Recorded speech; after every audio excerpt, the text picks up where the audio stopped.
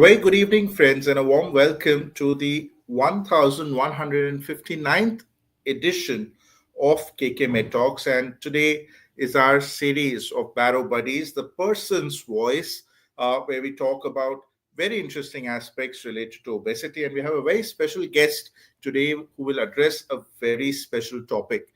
So, the topic for today is.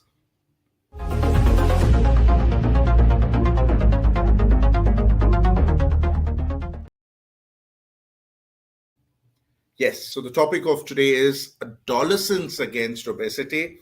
And I think if I just take an anecdote from my clinical practice, I would not uncommonly have a patient who's probably 14 or 15 years old who dreads to go to school not because of exams, not because of studies, but because of lunchtime.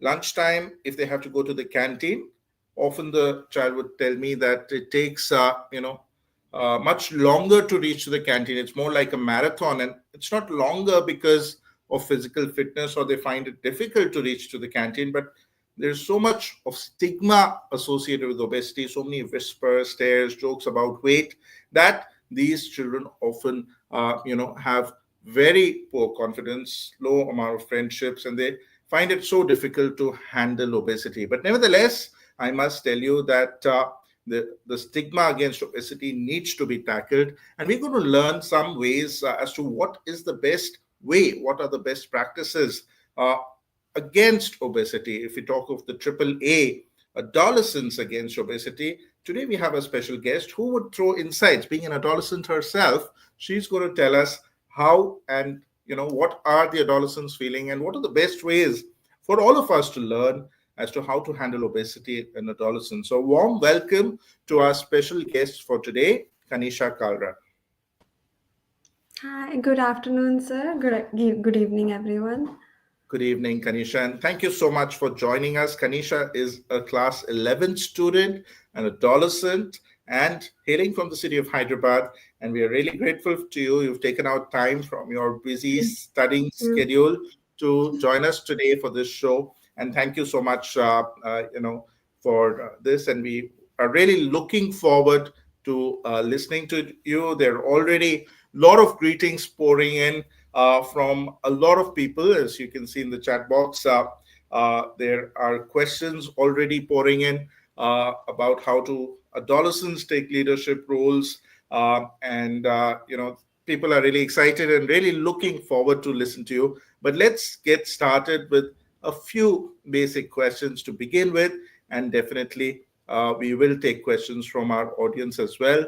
A lot of people are saying hi to you, Kanisha, but then before we take those questions, maybe, you know, uh, how would you put it in your words, if I was to know from you, how obesity can affect the health of a teenager? What would you say? Even though it's a disease, it's as much as a mental thing than as a physical thing, because the amount of low self esteem, the stigma related to obesity, as you mentioned, and the self worth that you feel, it does have a lot of physical aspects to it, like diabetes, hypertension. But as a student, if you do face obesity, the it's mainly the mental things that you go through, like it's it causes anxiety, depression, and I think that is the biggest impact it has for a student's life rather than the physical aspect of it. Thank you, Kanisha, for that very, very insightful, thought. I think a very clear message Kanisha is telling all of us, as doctors, as healthcare professionals from my side, we are often focused on the disease part. We are always, talking about the metabolic problems that obesity brings to the table. But I think when we get into the shoes of adolescents, how they feel about what should be done about obesity, it's not so much that they're worried about diabetes, hypertension, dyslipidemia, but it is the psychological impact that needs to be addressed. And I think that is a very, very important question, a very, very important point. And I think a learning point for all of our healthcare professionals who've joined us today from across the country and overseas, that when we meet a student or a child with obesity in our clinical practice, please don't stick on just to the metabolic problems, as Kanisha has told. We face and look and talk about the psychological aspects, which indeed are very important as well. I understand that obesity is a growing problem in children. There are a lot of statistics, and I'm not going to bore you with all of that, but definitely, obesity is becoming big in school children. A lot of data from North India, South, West, and East India have shown that. And whatever prevalence, say 20 years ago, was 2, 3, 5%, today we say is 15 to 20%. I would say that 1 in 5, children in schools have obesity. So, Kanisha, what would you say? Why is obesity becoming so rapidly a growing concern in adolescents in India? As a student myself, I would say it's the sedentary lifestyle that we live, always sitting, always focused on studying. Physical activity does not take a priority if that is your main focus, studying. And I think excessive screen time plays a big role too. Um, it's unhealthy eating habits, because when you are focused on something, you don't think about taking the effort in making a healthy snack. You grab a quick packet of chips, or like a can of Sprite.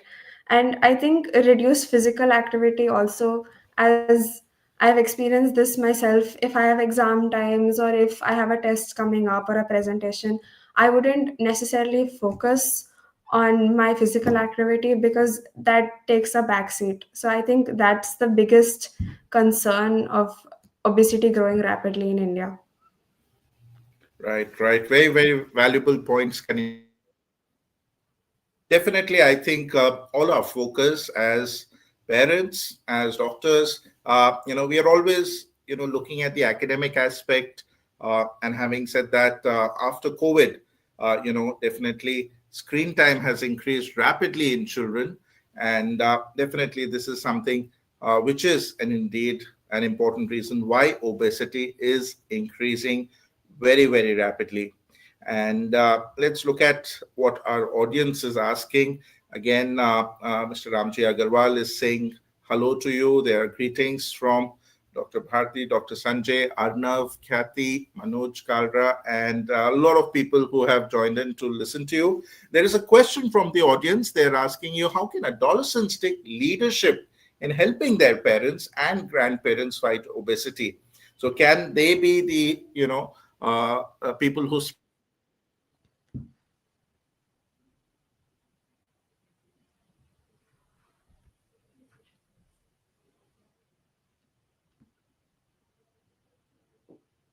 grandparents fight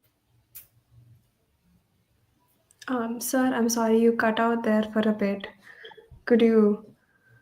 Yeah, I think Yeah. it got cut a bit, but then Yeah. if I could re-ask the question, how can Yes. adolescents take leadership roles in helping their parents and grandparents fight adiposity?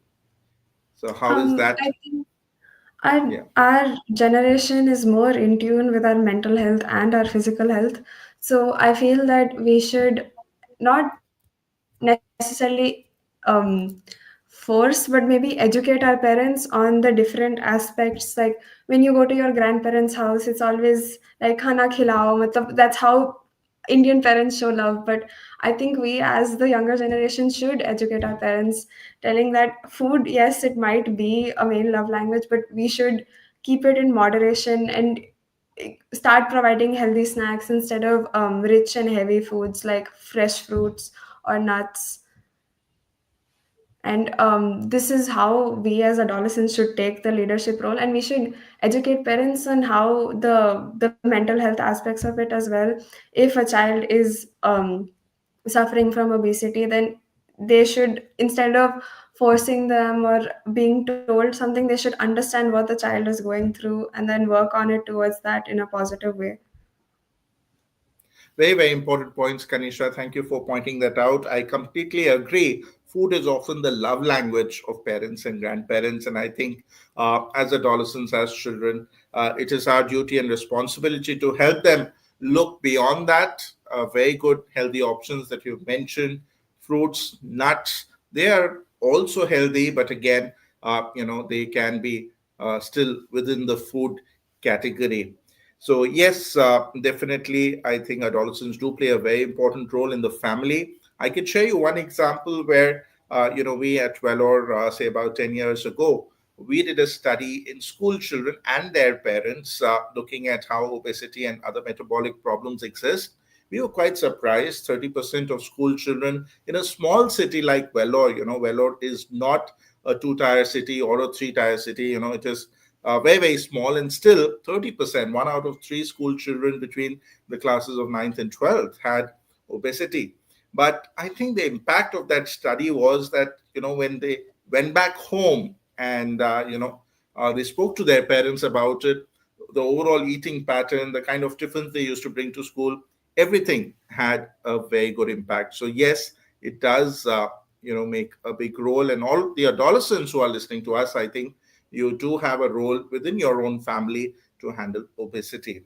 So Kanisha, taking the talk further, what kind of physical activities do you think that adolescents would enjoy, and that would also indirectly help in maintaining weight? So what would be your perspective as an adolescent yourself as to what kind of physical activities you think will be very, very helpful?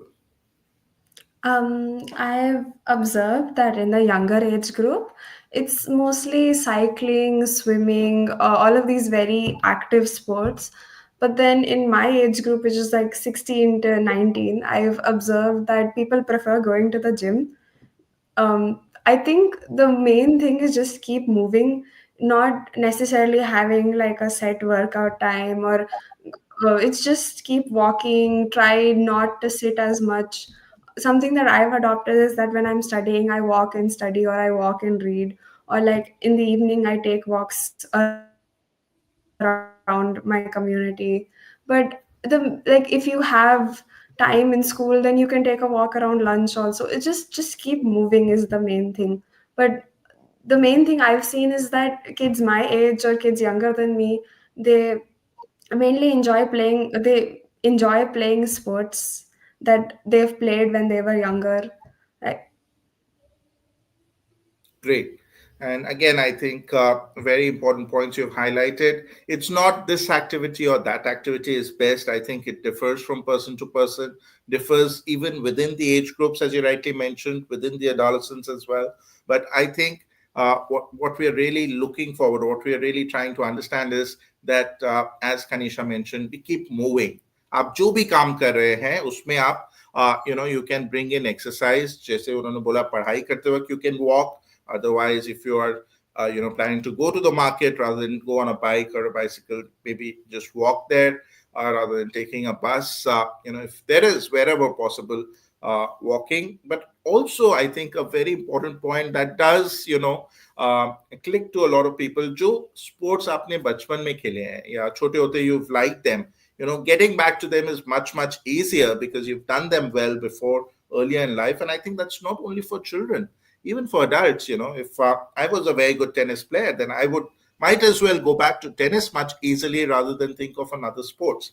And yes, gyms are helpful, and then that is very, very true. So and I think your compliments are just pouring in as much. You're speaking very confidently, Kanisha. Well done. You are opening your mind. You're opening minds of everybody who's joined us, and people are greeting you remarkably. So let's move on to our discussion. We talked about, exercise, but how about, unhealthy foods, and talking a bit on diet? How would you suggest as an adolescent we can resist peer pressure to eat unhealthy food? कई बार ऐसा होता है कि we are just sitting somewhere and everybody says, खा लो, कुछ नहीं होता, आज खा लो, कल देखी जाएगी, and that kind of an attitude. What would you say? How would people resist in your age group unhealthy eating? mm, from what I would say is that it's not that you should cut it out completely. You should eat it in a moderated amount, because um, I personally think that it's too young to completely cut down on all of these junk foods. Or if I don't think that it's necessary to cut it down completely. Yes, eat it in moderation. If you are suffering from a certain health issue, then you should cut it out. But in this instance where your friend is offering you something, you can always eat it in moderation. No one told you to eat the whole thing that they're offering. You can eat it, you can eat a small part of it, is what I'm trying to say. Or if you do like chips or cold drinks or sugary sweets, then it's not necessary that you have to have it every day. Once a week is fine, once in 2 weeks is fine, whatever you feel comfortable with. But in peer pressure, it's not necessarily peer pressure. I think you yourself should adopt it. No one is going to force you, um no one is going to stop you yourself have to do it.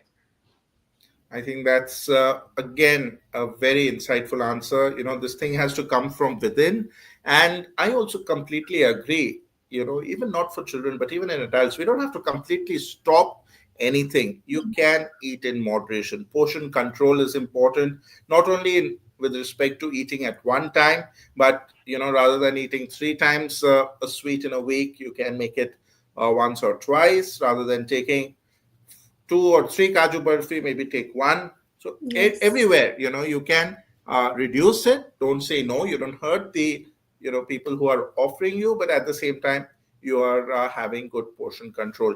And if you do, indulge in eating a lot, then exercise that much. Know the amount of calories extra you've done. You can always burn it Yes. out later. Before or during the day. So I think that is a very, very important tip. I think we are learning a lot from you, Kanisha. Thank you for those very, very insightful answers. Let's move our discussion further.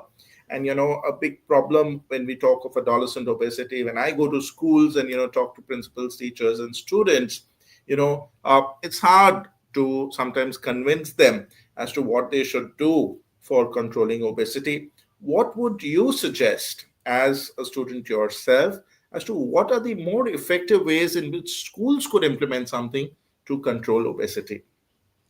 I think they should create awareness about it, and they should implement counseling sessions on taking healthier choices in school canteens. Keep less unhealthy options and more healthier options. And in serving school lunches, they can go for more. They should stop. They should put more salads in the menu, is what I feel, and offer more. I think. Fried like pulao based dishes, so that it's easy, it's fun for a kid to eat, but it's also healthy in the same at the same time. But I think that's the most that schools can do, is the counseling sessions, so that children are aware of what they're supposed to do and what they're not supposed to do. Right. And I think what you're talking is something that a lot of people agree to, bringing health as a subject in school so that, everybody is aware of, what the healthy things are and what they should do. And yes, it is important not only to have the healthy items, but making it fun, as you said. And then that really adds on to the, kind of applicability as well as, uptake of such interventions. Very well said, Kanisha. We talked about schools. Uh, how about parents? And I think schools are still easier to convince, but uh, parents are often working these days. They don't have time in the morning to pack a very nutritious, big lunch. It's often the unhealthy items which are easier to pack. But what would be your advice to parents? How would they support their children avoiding obesity? From what I was observed is that rather than main meals, I snack more. So if the snacking is the main issue, is what I feel. If I keep snacking unhealthily, like chips, sugary sweets, all of that, then it is a big cause of concern, because that is my main food intake. But if I can cut down on that and go for fruit, so if parents, even if they are working, they can keep fruit at home, because I think we as adolescents are self sufficient enough to cut our own fruit or to peel our own fruit. Um, that is a really good option. Or to stop buying, or stop encouraging the consumption of these, in not cut it out completely, and not make it a mandate. If you tell an adolescent no, they are going to do it. So instead of cutting it out completely, they you can start decreasing it slowly, not all at once, start decreasing it slowly. And for lunches, it's it's not in the parents control, it's not in the child's control as well. You can't stop that. But I think the most you can do is, instead of, you can do it the night before, or you can encourage the child themselves to do it the night before. There are solutions if you are willing to put the time and the work into do it. Amazing. Kanisha, आप जो भी options बता रहे हैं, जो भी the kind of tips that you're giving, I think they're not only applicable to adolescents but even adults as well. A lot of this can be implemented. A lot of this is important. I think a very nice message that I liked you said, it's often not the meals that is the culprit. It is often the snacks, and choosing your healthy snacks which are high in protein, high in fiber, fruit based, nut based. I think they are something which are really important. Kanisha, again, you're getting loads of compliments from everyone. Manoj ji Kere, you're giving very practical tips. Kriti saying, I like your clarity of thought, love your inputs, Kanisha. So a whole lot of compliments coming into you. Well done and very well said. I think your tips are applicable, as I said, not only to children, not only to adolescents, but everybody, even adults as well. And I think very meaningful outputs for our all our listeners. I think since you mentioned that snacks are often the culprit, so what would be, in your opinion, easy healthy snacks that children or adolescents might like? Could you name a few, Um, maybe four or five of them? Um, my personal favorite, and it is cost effective as well, is yogurt tubs. You can buy them in like 6 packs, and then you could just keep them in the fridge. So, the non-sweetened ones specifically, then you can have them once a day. They're pretty filling also. Second again would be fruits, and it necessarily not be like apples. They can be your child's favorite fruit as well. Like, I really like guava, so my mother makes sure to keep some guava at home always, or pomegranate at home always. And then again, nuts.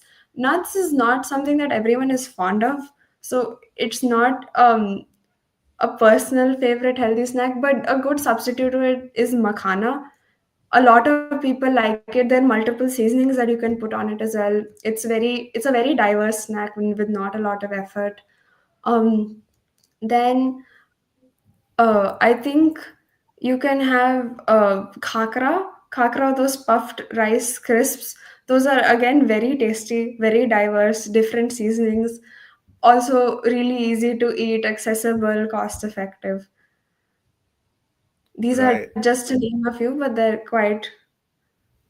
it's quite So I healthy think snacks are much more diverse than unhealthy snacks, I would say. Yeah. lovely to hear that.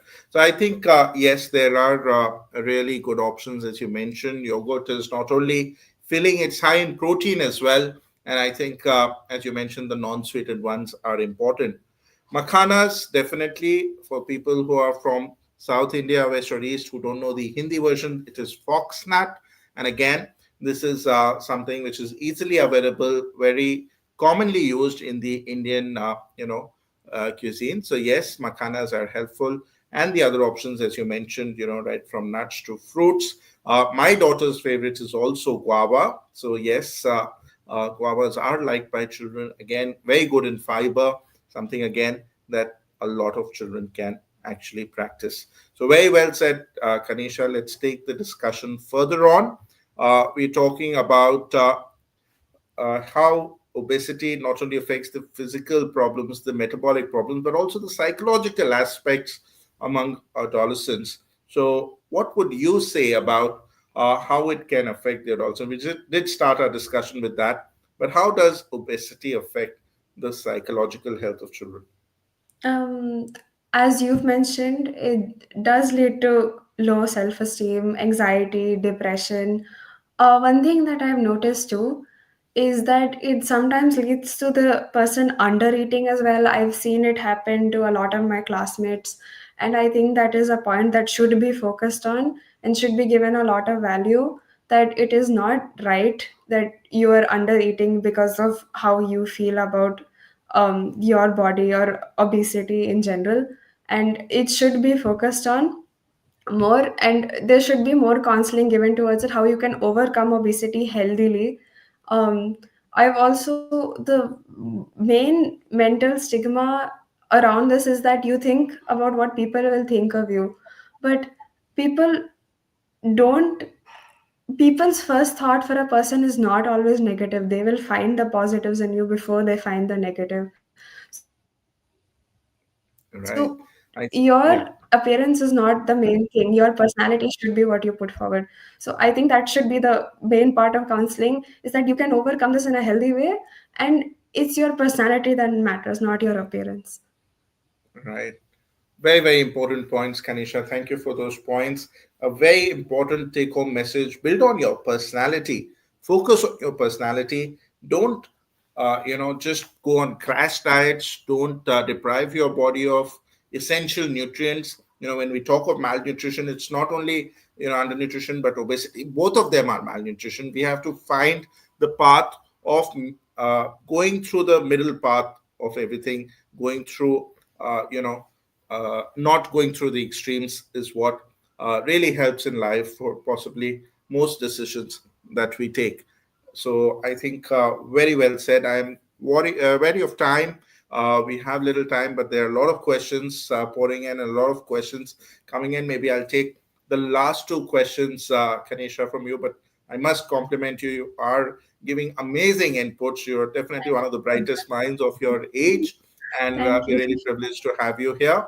So maybe the last two questions, maybe the first one of that would be, how do we handle obesity risk during festivals, celebrations, and possibly I met you sometime during a wedding, a family wedding. So Yes. how do Yes. we handle ourselves during these festival celebrations and weddings when we talk of obesity risk? I think it's important to keep note that these festivals are made to enjoy. And if you do not have a certain health risk, or your doctor hasn't advised you to do something, then I feel that you should enjoy as much as your body allows you to enjoy. But again, keep in moderation. Don't overeat. Don't go to the fullest extent. But it is like these festivals are made to enjoy, and it's not that they happen every day. They're again a once in a while occasion that you can enjoy. But if you do have certain health risks, then you should definitely keep yourself in not only moderation, but keep yourself in check. Have someone else keep you in check. But if it is a wedding, for example, or a festival like Diwali, it is a time to enjoy, and it's not a time that you should take in account what you're eating, because as you said earlier, you can burn these calories off later, but at that one moment you shouldn't stop yourself from enjoying that festival. Eat as much as you want, as much as your body allows you to, and again, eat in moderation. Lovely. So moderation is, I think, something that is coming up again and again. A very good point. I think what Kanisha mentioned is also very important in terms of sometimes our own self control would fail, but having a barrow buddy, and that's the theme of our theme of series. Give the responsibility to somebody else, or mutually have a friend. Both of you tell each other that we have to keep in check. So even if one is slithering away the norm, the other would bring in the check, and therefore Yeah. you're able to balance. And if there is somebody else who's doing it with you, you don't feel all that bad, not Yes. eating everything in full extremes. Very, very important points. We are by the clock, another 1 minute. So Kanisha, uh, last question to you. I think, what is your message to all the adolescents who've logged in, all the adolescents who will listen to you on this podcast? This will be there on YouTube forever, so we really would want your thoughts. What one message would you like to give all the adolescents about staying healthy and fighting obesity? The main thing is listen to what your body is telling you. It will tell you what it needs, and talk to someone about it. Talk to a trusted adult about it if you feel something is wrong, or you aren't, if there's a mental issue that you're going with, and it's not the end. You will overcome it. It's fine. You can get through it. Just talk to someone about it. Don't keep it within yourself, and eat as much as you're supposed to. Don't overeat, don't undereat. Keep your nutrients in check, and enjoy what you're eating. Don't Food is your friend, not your enemy.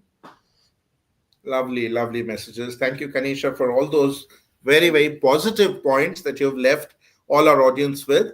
It was really great having you. Thank you so much for those very Thank you. thoughtful and insightful answers. And thank you for joining us. It would be lovely to have you back sometime again, discussing some more in detail. I think half an hour is too short to quiz Yeah, your brilliant mind, but we'll thank you definitely so have you much. again. But for today, do we have a certificate for Kanisha for her amazing answers? And here it is. Thank you, Thank you. Kanisha, for joining us. We would love to host you again sometime in future, but great answers, great, lovely compliments pouring for you from all across the country, and really, really appreciate your time for us Thank you. It was today. a And then pleasure being here. thank you. And then Thank we you. should be back with the next episode of KK Pet Talks again tomorrow. So thank you, Kanisha. See you Thank, again. Bye. thank you. Bye.